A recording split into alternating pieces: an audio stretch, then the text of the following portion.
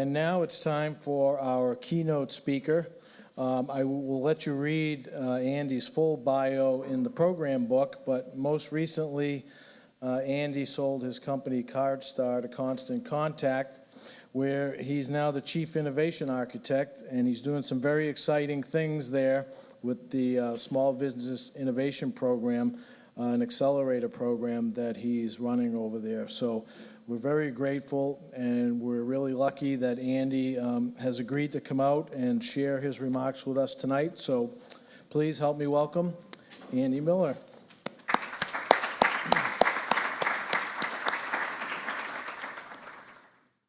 So I'm thrilled to be here tonight, talk about great teams. I'm sort of this interesting person, right? So I started my career off in corporate America, Bank of America, Putnam, T. Rowe Price, big established financial services firms that don't scream, build great culturally startup-focused teams. I moved on to spend the better portion of my career doing startups. I'm now back in corporate America, and it's been an interesting ride. So what I want to talk about tonight is great teams. So, what makes a great team, right? A great team at a Putnam or a Bank of America is probably very different than the folks that are doing startups. So, quick show of hands, how many are entrepreneurs?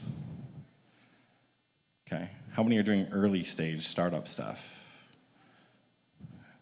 Okay, so when you start and you got your co-founders and you have to build your team, kind of a scary time. I know some of us have done it a few times, and hopefully it gets better each time. So I wanted to talk and share my experiences with you tonight. Talk about all 5 of my startups that I've done, and they're very different. Lots of lessons learned. And then I sort of sat the last year or so and I tried to go back and think about, is there a formula? Or what have I learned? So I'm going to share with you what I call the startup roller coaster, and how to use that to select personality types to best create your founding team. So to start out, why am I here? Why am I talking about this? What qualifies me to talk about this? So these are all 5 of my startups, and I kind of want to share the story of each one because they're very unique. So the first one, Stock Car Stocks Mutual Fund. So I was working in Charlotte, North Carolina. At the time, it was called Nations Bank. Now it's Bank of America. And their mutual fund group, which was only about 20 people. And they were all folks mostly from Boston because the guy that started it came from Fidelity. And so we, as a culture, were very different than the rest of the bank, right? Average age was probably 25. I was about 26, I think, at the time. And 2 of my friends that I worked with, both younger than me, said, "Hey, let's start a company." Okay, sounds like a good idea. I'd been working with them for about 2 years. We knew each other very well, so we had no idea what we wanted to do, but we're in Charlotte.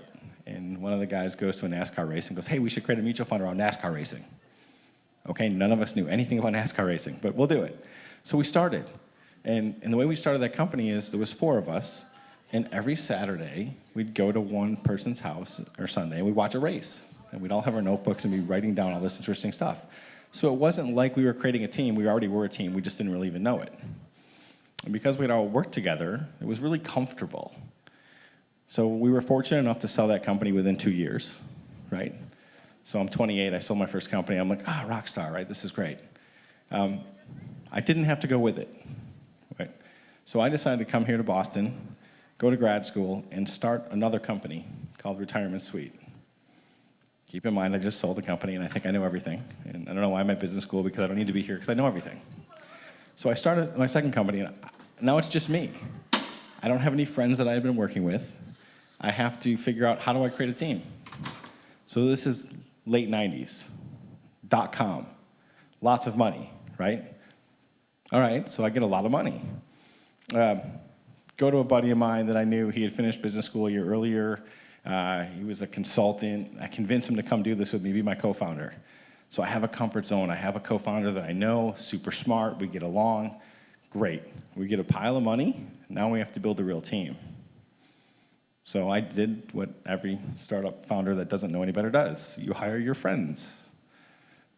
Good idea? No. We didn't think about domain expertise. We thought, hey, I was buddies with all my guys, the Stock Car Stocks team. We were friends. This was great. It was fun. So we staffed up to about 12 people. I won't say total disregard for domain expertise. There was some, but not a lot. We weren't real deep. But it was fun, right? One of the worst days of my life, October 21st, 2000, which was the day I had to call everyone and say, hey, get your resumes together because you're not going to have a job. And these were my friends, right? Very challenging day. Now, I look back at that situation and say, why did it fail? Did it fail because we were friends? I think the answer is yes. So you didn't want to have those hard conversations, right? It's like, I don't want to hurt his feelings. Or because you were friends, you knew a lot about what was going on in their personal lives. He's just having a bad time. We'll give him a pass. Toxic, right? Toxic. In fact, we actually had revenue as a .com. You guys remember .coms, right? Nobody had revenue. We actually had revenue. There's no reason we should have died, but we did, right? So we die. I decided to go back to corporate America for a little bit. While I'm at corporate America, I meet this guy named Lawrence Au, who's significantly older than I was at the time. Call him my nutty professor. He owned the first patent ever granted on extracting, this is a mouthful, extracting emotion and meaning from text in order to tell a story. So artificial intelligence, natural language processing, blah, blah, like craziness, right? So he's sharing these patents with me one day. We both worked together. And I was like, hey, maybe we should leave and go start a company. And so we do. I go back to my sort of stocks roots at this point. And I say, well, maybe Lawrence and I can just do this. Maybe we don't need a team. Maybe we don't need lots of money. We work well together. So we do it for about a year. And what I realize is that I need to build stuff. He's a nutty professor for a reason. He's not the execution man, right? And brilliant guy, but not, we just 113 versions of our prototype and I couldn't put it in front of you, right? So I had to go find someone that we can start to build our team. So I find this guy, Danny Espinoza, who worked with Lawrence, and he's awesome. So I hire Danny, convince him to come on board, and we kill it. 3 of us kill it, and again, within 2 years, we sell this business. Like, okay, maybe there's maybe there's something happening here, and I got to keep to this formula. So now, when we sold that, again, I didn't have to go with it, nor did Danny. So we carve out a piece of technology, and we start our next company, Lumify. Lumify was interesting. Again, we raised a lot of money. We had to build a team. So I'm stuck. I'm like, I didn't do a good job building a team last time. I don't really know what I'm doing, I guess, apparently building teams. But when I did this other formula of a few people, keep everyone close, it worked. So we started that way. And we hired for domain expertise this time. No friends. Company failed. I can't win, right? Like I hire my friends, I fail. I hire the domain experts, I fail. So I was trying to figure out why as we started another company. Right? So I start CardStar with Danny. So now I've got this comfort with my CTO co-founder that it's going to be all right on that side. And we realized that we weren't creating a culture, right? Hiring friends was culture, and we were like, having a party all the time. Hired domain experts. I went all the way to the other end. The pendulum swung all the way, and now I'm hiring domain experts there was no culture in the business at all. So I said, okay, let's try and do the happy medium. And I think we accomplished that with CardStar. We raised a bunch of money, we ramped up to about 12 people, sold the business in 2 years. Well, a little over 2 years, right? So I sit back and look at all this, and the big learning is culture. And if there's one thing you take away from tonight, it's culture is everything, right? This is Peter Drucker's famous quote here.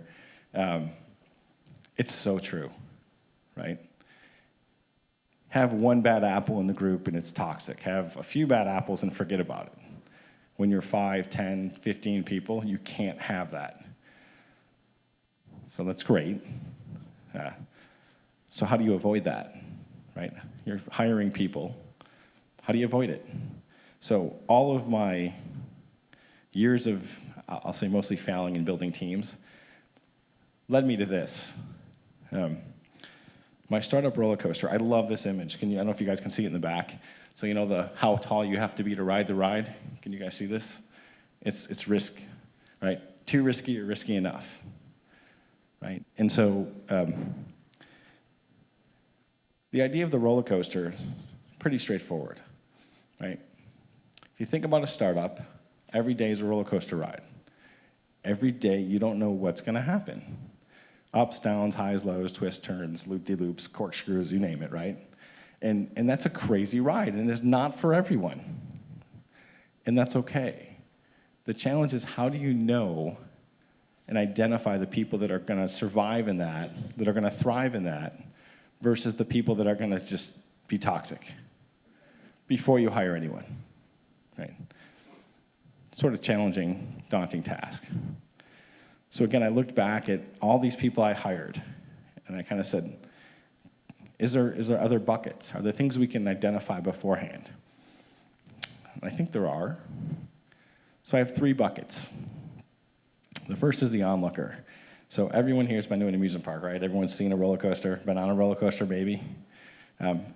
If you go up to a roller coaster, any park, walk up to the line, sort of look around, you're going to see 2 things: people waiting in line, and a whole bunch of people over here on the side holding bags, hats, flip-flops, sunglasses, all the stuff for the people that are on the ride, right?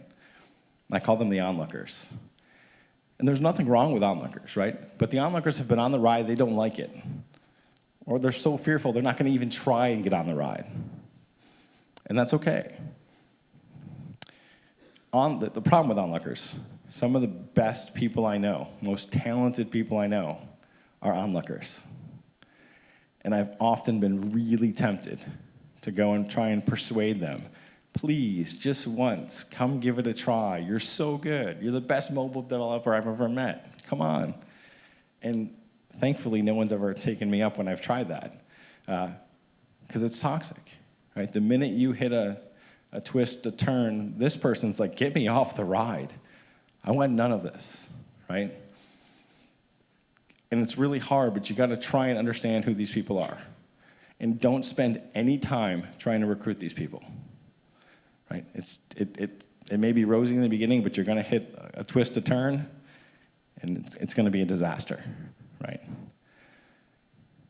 The second group is the other polar opposite of that, the thrill seeker. Does anyone know what this picture is? No. This is actually a roller coaster at Six Flags in New Jersey. It's the largest roller coaster in the U.S. It's a 420-foot drop straight down that curves. You reach 128 miles an hour. The ultimate thrill seeker ride, right? So this is literally the opposite end of the spectrum. This is someone that lives for this. They can't get enough of it, right? They've been on the ride. They know it's going to be bumpy, and they like that, right? They like the uncertainty. So you think like, hey, I should just go hire a bunch of thrill seekers. Maybe, right? Hard to find, but they can be great for your company and great for your team because they've seen it and they've been there and they've done that. When things get a little rough, they sort of know and help the team in a good way. They're excited about it, right? Tend to be a little bit older, a little more experienced, kind of help balance the team out, right? So it's interesting when you think about the thrill seeker. In the middle, so the green's the track for the coaster. In the middle, this red or pink ride here, it's a separate ride. So there was so much excitement from the thrill seekers about this ride, they built another ride inside of it. The ride inside of it's like a free fall. It's like a 400-foot just, they bring you up and straight down, right? So the reason they did that, they found people were just trying to ride this ride over and over again. So let's put something else there to drive people in. So the risk with the thrill seeker is you hire these guys. If they get bored, they seek out their next thrill, right? And you see this happen a lot in corporate America. I'm one of them. Entrepreneur gets acquired, gets to new company, big company. They go from running 100 miles an hour to running 3. And it's not thrilling. It's not exciting. Right? Why? I don't want to stay here. They leave, right? They do their year, 2 year, whatever they have to do when they leave. Constant Contact has acquired like 6 or 7 companies. There's 2 founders left in all the years. And that's literally a urgency, a velocity, a pace issue, right? I got to keep going. So if you hire these guys for your startup, keep them thrilled. Keep them working on big, juicy, meaty things, and they will stay.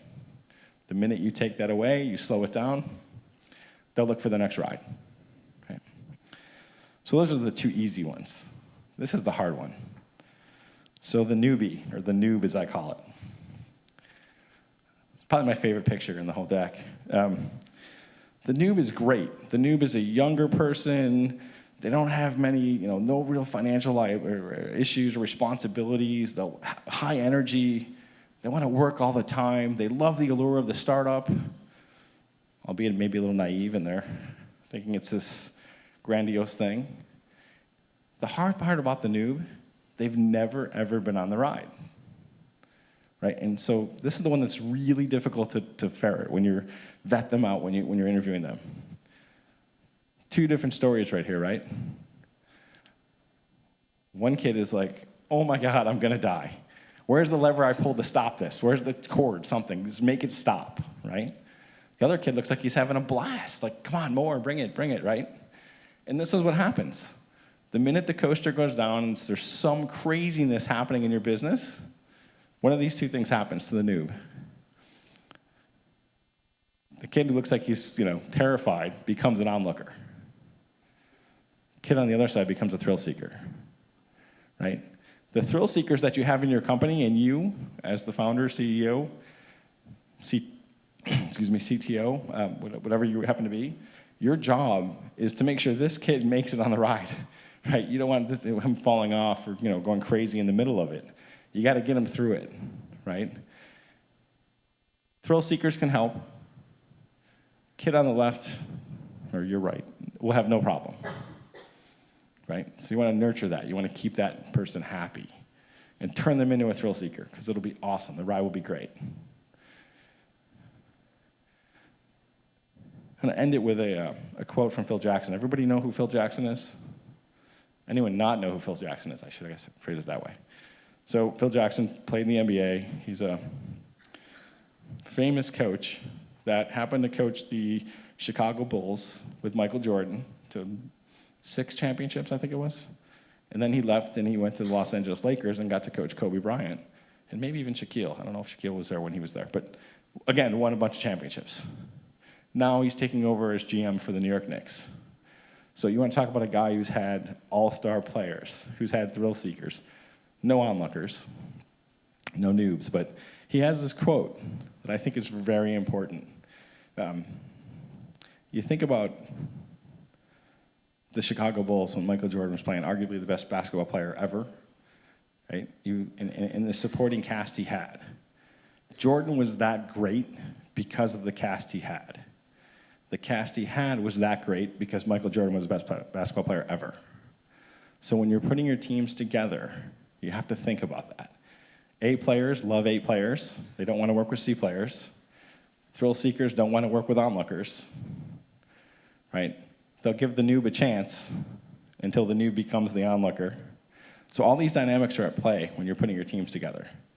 And I try to come up with this roller coaster analogy is try and look at it in a different way, right? How you should, a very simplistic way that everyone can understand to how to look at building teams and how to assess personality types and understand how to create the dynamic that drives the culture that will drive your company. Because it's really hard to change culture. Really hard, right? And when you're 5 people, it's one thing. 10, it's another. When you're 100 people, it's almost impossible to change the culture, right? And culture is going to come out of the founders, the founding team, the next 5, the next 5, the next 5. So you want to make sure, as you're going, you're getting it right. There's a story about a company here in Boston. I'm not going to say who the company is, but they acquired a small startup. And the engineering product group was about 100 people. And there was such disarray in the group, they made the decision to fire everyone and then hire back those that they thought were interesting to the team and then rebuild, because that was the only way they thought they could change the culture. that had to be a really expensive way to do it, right? So if you can get it right from day one, and you got to work at it. It's not easy to work at the culture, and constantly think about the people you're bringing in, maintaining the culture and growing it. And you have to let the culture grow organically. It can't be forced. So again, think about your noobs and your thrill seekers and whether you have onlookers or not at the table. So hopefully, this is somewhat interesting, and you're able to take away a few pieces of information. I don't know how much time we have, if we have time for Q&A. But I wanted to open it up and let folks have a chance to ask questions, if anyone has any. The question was, you obviously want all three at your company. How do you decide how much of which to have? I will tell you, I don't want any onlookers at my company. I just think they're just too hard. The going gets tough, and I got to do a lot of hand-holding and babysitting, and it turns into this shift in the dynamic, which is just hard to manage, and it's time-consuming. The thrill seeker to noob sort of thing, I like lots of noobs, and I get it wrong, right? You don't always get it right and which side they're going to be on. But as many thrill seekers as I can get, you can't get a lot of them, right? And they're hard to find in the startup world because a lot of the thrill seekers want to become founders at some point. So how do you balance getting them to come over to your team versus starting their own thing? So I tend to have probably 75% are noobs, and the rest are the thrill seekers. And I try to keep the same team. So last three companies, the core has been 3 or 4 of us have stayed with it, which is nice. You kind of have a comfort of exactly what you're getting, right? So, but I don't know that there's an exact science. I think it depends on what you're doing and how big your team needs to be and all that stuff. Anyone else? So the question was, if you're building a lean startup and everything's outsourced, how do you build a team? Lots of opinions here. So I think with the whole lean startup movement, right, I think it's one thing to use lean methods. It's another thing to be lean and outsource, right? I don't know that outsourcing makes you a lean company other than the number of bodies, right? I think I personally have tried outsourcing, and it's never worked for me. It's actually created many headaches down the road where getting code back and it's a disaster, and then hiring someone in to pick it up. And so I don't know that I have a great answer to that, other than I've had a bad experience trying to outsource and then bring it back in when I want to ramp up a team.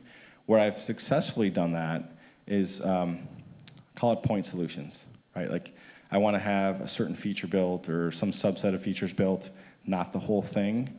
And my small team here can manage the offshoring of that. That's been a good use of our time now and again and our resources, but I think it's hard. A lot of the thrill-seeking tech guys that I work with, they want to write their own code. They don't want to inherit other code. So I think it's just, again, a case-by-case basis, but difficult to staff after the fact. So, yeah. So who came up with the idea for each of my companies? So Stock Car Stocks was a friend of mine, John. I actually wanted to do a golf fund. I'm much more of a golfer than a NASCAR. So I was going on the path of a golf fund. My buddy John came up with the idea that I worked with.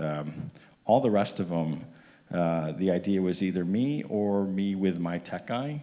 In particular, Lawrence he had the patents, so it was way over my head. He's so much smarter than I am. I had to have help understanding how could we possibly commercialize stuff. So a lot of that was him, but the rest of the stuff was mine. This is an interesting debate. I have this at Constant Contact right now. We're having this ongoing debate about big ideas and where do they come from. And we talk about ideas come from anywhere at any time, anyone, and I think that's false, but I don't know that everyone is capable of thinking big. I think you have some people think big, but it's actually incremental, not revolutionary versus evolutionary. So ideas are everywhere, but coming up with the big ideas that can actually turn into companies is actually pretty hard. So the question was, are there any characteristics of noobs that you can sort of ferret? And identify the folks before they come on board. That was a softball. I love it. I don't know if there's an answer to that other than to say we've approached it in two ways. So in the interview process, sometimes we'll actually make the noobs do projects before we hire them. We'll give them a small little task, go do it. Other times we'll say, we're gonna start you as a contractor, let you work on something for a while and figure it out. And the way we position this is, just as we wanna know how it's gonna work out, you should too. You don't wanna get here and be miserable and then feel like you can't leave. So let's kind of work together. So if we have any uncertainty, that's how we've approached it, to sort of give them a test drive. Both sides are test driving each other. It's worked pretty well, right? So, yes. So the question is, if you have 75% of your company being thrill seekers, is it more salable? Any VCs in the room? I don't know. I think it depends what stage you're at, right? Early on, it's certainly helpful because the investors will tell you they invest in team before they invest in the idea. I think later on down the road, if you become a decent sized organization, you're going to be acquired. Clearly, the talent component is huge. Versus if you're smaller, acqui-hire, they're buying the people, not the knowledge of the business. Again, I think it depends where you're at in your maturity and your life cycle, but it can't hurt, right? Yes. I think the other piece that I kind of didn't touch on is when it's your startup, right? You're eating, breathing, living. Everything about this is you. It's your life, right? Your passion, your desire to change the world or whatever it is you're trying to do. When you're hiring people, this isn't their thing. So I think what happens, what we see a lot is those that cling on to your vision and to your passion and to your drive will rise up. Those that rise up that are actually really talented become your top A player, and then it becomes pretty apparent, especially when you're small, right? Velocity's a really good thing for the most part, but it will show weakness very quickly. So, good observation. Anyone else? It was, if engineers are trying to write their own code and you have all these thrill seekers, who's kind of minding the store, right? With the engineers, right? So, like I've always tried to have, I did one startup, my .com, not the right startup to do without a tech guy, right? We outsourced everything. Ever since then, I've always had my co-founder's always been the CTO. And so the idea there is the CTO is, he's the one driving or she's the one driving, making sure the engineers are on task, that they have more than enough to do, that you're letting them spread their wings. One of the lessons I learned early on was if you tell a really, really good engineer how to build something, you're done, right? It's thanks for coming. I don't tell you how to run the business, don't tell me how to write code. So I learned that lesson the hard way very fast. So if you have a really good, solid co-founder that's a CTO, and they know how to manage their organization and grow their organization, whether it's a noob, a thrill seeker, whatever, I've always left it to them to make sure that that's running properly. And I get involved when there's product discussions, feature function discussions. Fire fast. Don't be afraid. Made that mistake too, where I didn't do that and something kept going and you could see the problem just getting larger and larger and then you sort of undermining your own credibility with your team. Like, wait, why is this person still here? I would deal with it quickly and don't be afraid of firing the toxic, folks in the team. Hard to do, but yep. Sure.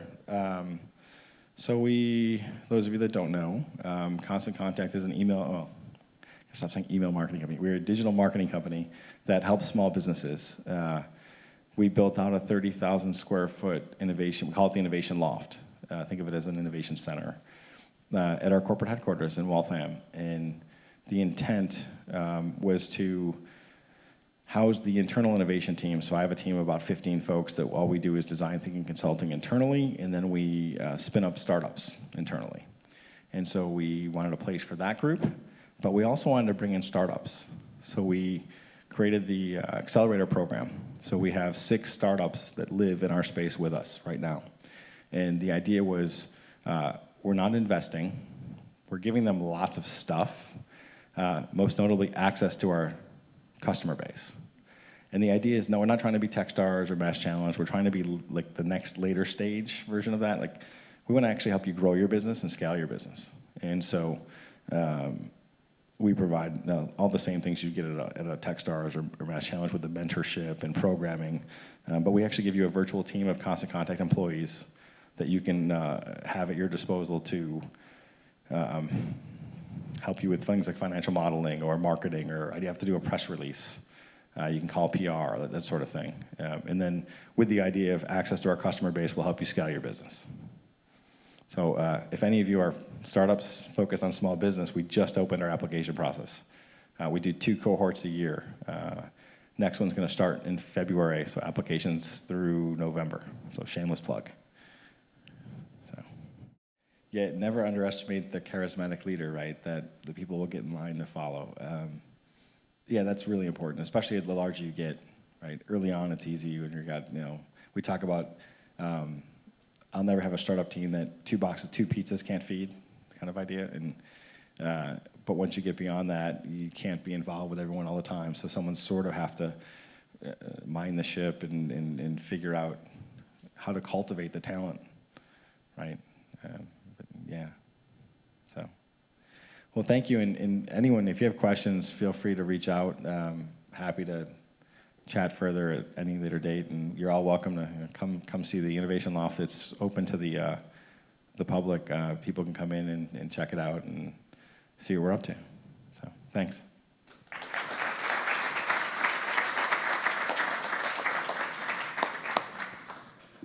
Andy, thank you very much. That was tremendous. That's exactly what the Venture Forum is all about. It's an opportunity for you to come here and hear some great experience, some great insight from somebody like Andy that maybe will help you in what you're trying to accomplish.